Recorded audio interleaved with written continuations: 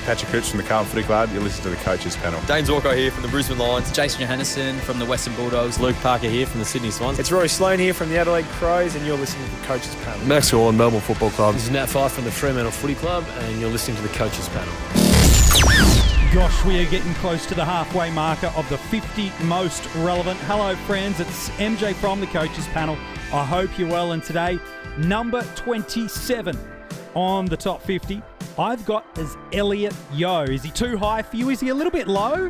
Or are you like, mate, what are you even doing? Why is he on the list? We're going to talk about that and plenty of other stuff as well. Joining me on this episode, good friend of the Coaches Panel. If you play SuperCoach, seriously, you've got to be following the great work that this man and the team does behind the scenes. It's the Phantom. Hello, mate. How are you?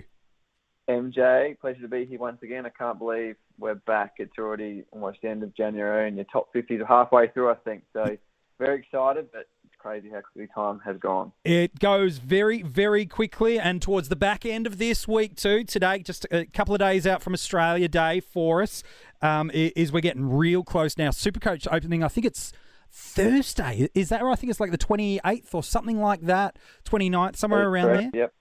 Okay, so that is correct. So not far away. So yeah, obviously when we go to where SuperCoaches can cut picking their team, and then we're straight into the big part of the KFC SuperCoach preseason. It's an exciting part of it. And the good news too is you've got SuperCoach Gold. Normally you'll kind of lose all your preseason planning. This year, it just rolls straight in for you.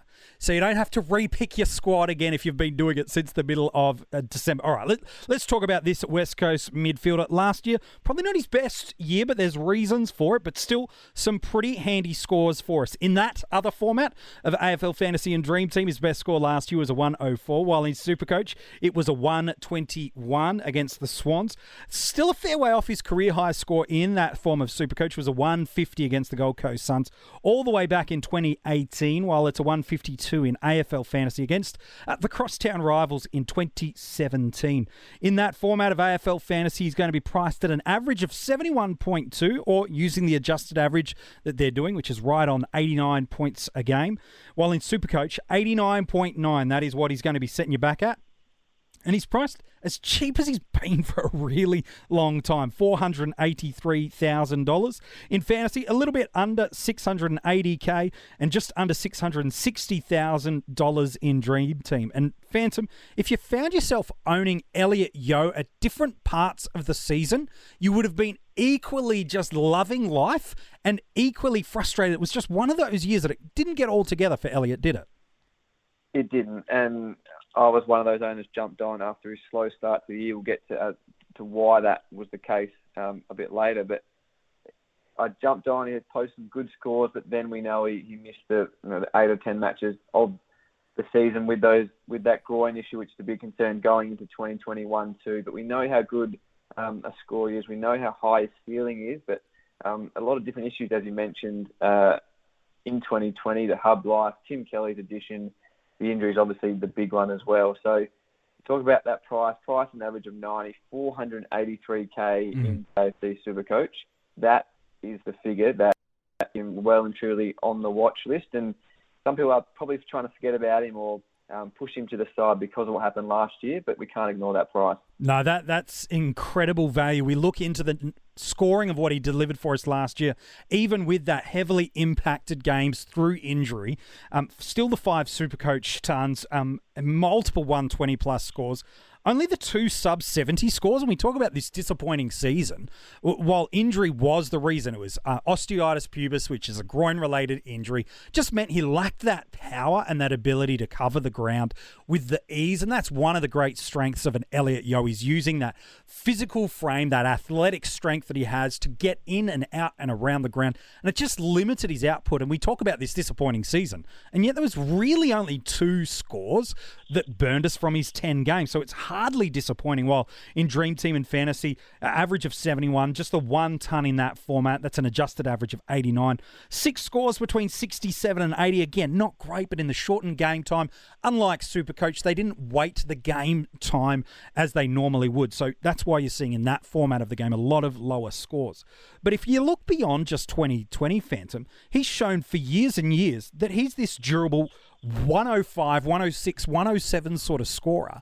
and he doesn't really have this history of missing too many games. So can we just say that 2020 was an outlier, or is there some trends here that super coaches need to start getting a bit more concerned about? I think we can be hopeful. The history is good. Obviously, of his durability over the years and his scoring. As you mentioned, Price an average of 90 this year, 108 in KFC SuperCoach in the past 2 seasons. So he's an 18-point value if you're looking at it that way. Concern osteitis pubis. We know clubs don't like to use that term, but that is what he's struggling with. We had just over a week and a half ago, or a couple of weeks now, when the Eagles returned in January.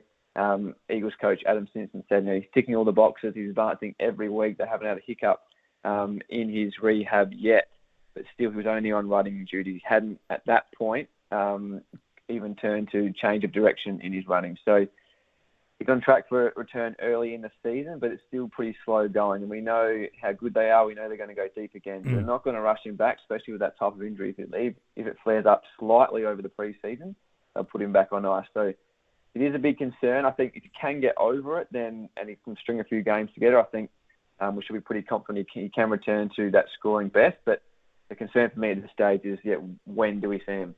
Yeah, and how much we can have confidence in that as well. Because if he does get back on the park and on the field and towards his best, I'm really comfortable to see him, based off what he did in 2019 and 2018 through that midfield role, that he's kind of that 105 guy. You look at his SuperCoach numbers in 2019, an average of 107, 12 tons, 5 over 120, and just 2 scores under 80 all year. Pretty similar in 2018. He played 22 games that year.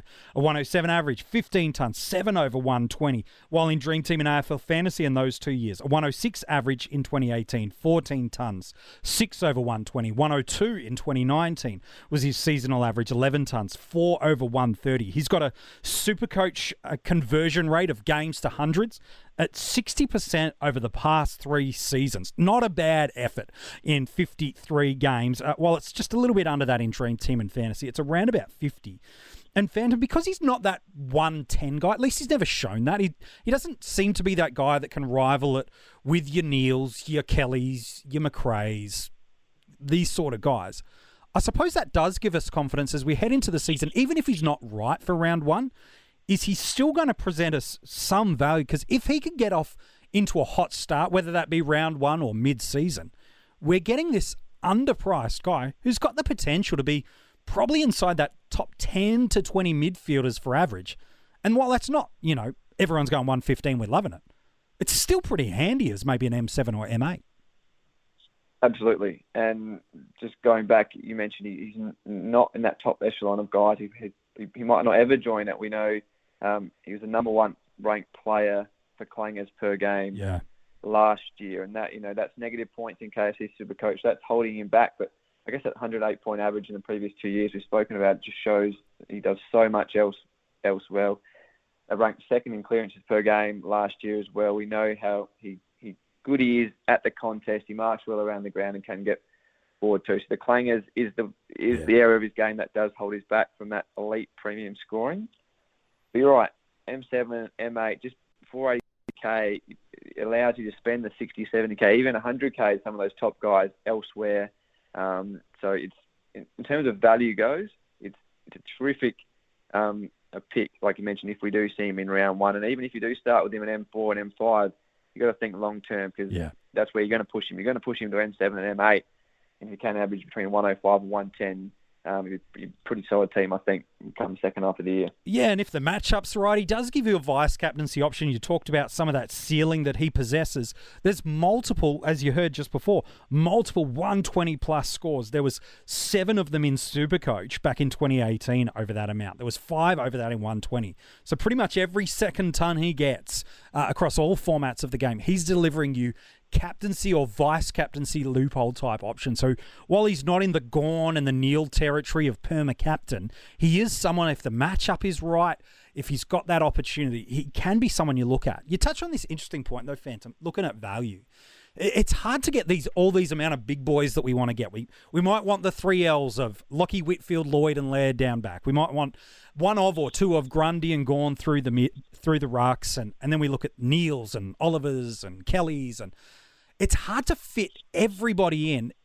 because of that, is someone like a Yeo just that perfect candidate of he's close enough, his value, or are we starting to dilute the quality of our side if we're looking for too many of these value types, such as Yeo, or earlier mentions in the 50 most relevant like Patrick Cripps? It's a big question, isn't it?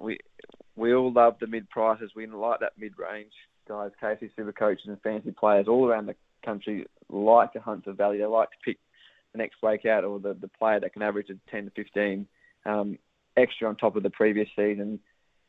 We know Elliot Yeo is a good player. I think what really putting people off is the injury late last year and the slow start to pre-season. But I think he's proven. There's a lot of guys in the mid-price bracket who probably aren't proven to the same degree, haven't got that big sample size, which we've seen from Elliot Yeo consistently over the years. So I think, myself included, probably sort of putting him out of my mind a little bit too much, and he's probably been forgotten about a little bit too much. And if he comes out and he's playing, at least if he's playing in the preseason, if he's not scoring well, I think he could continue to fly under the radar. But you've got a Matt Rao who I'm sure will pop up later on in the countdown 495k in KC SuperCoach for 12k extra.